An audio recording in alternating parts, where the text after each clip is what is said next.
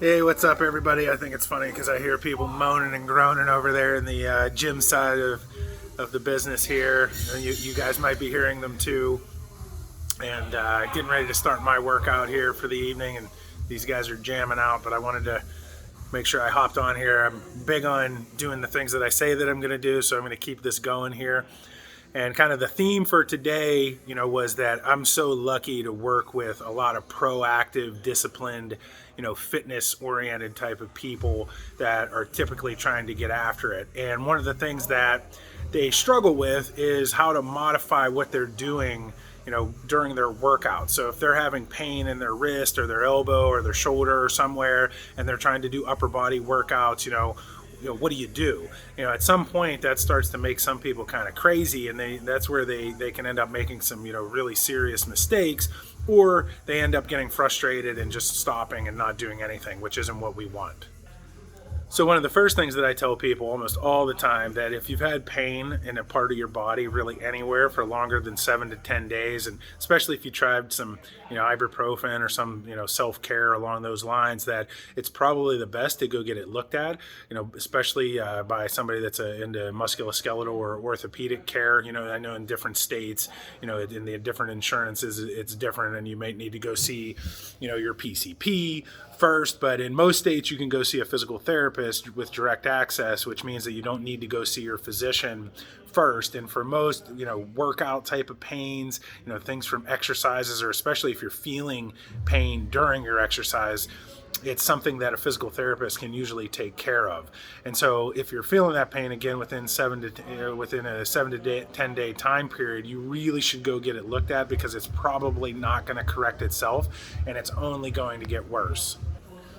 So, and the challenge with it is, especially for people that are active, and especially the people that are proactive, and I fall into that category. I don't want to stop.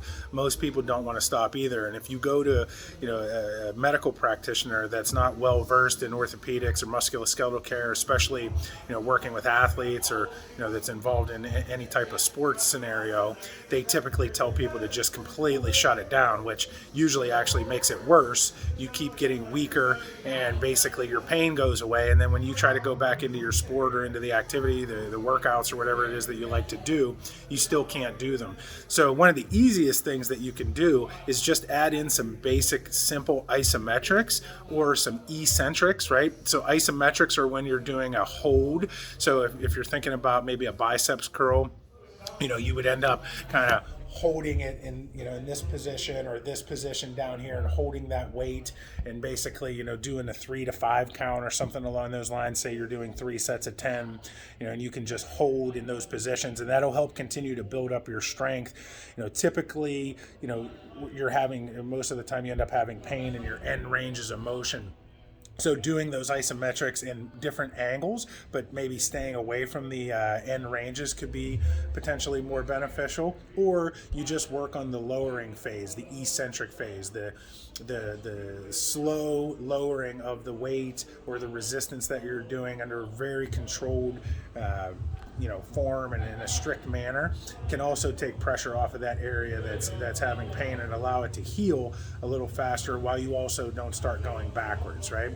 But if you're in doubt, again, you're better off going and getting it looked at. I don't know how many times I see somebody for something really simple, and I give them a little strategy, and within days they're feeling better and going back to doing the things that they were doing.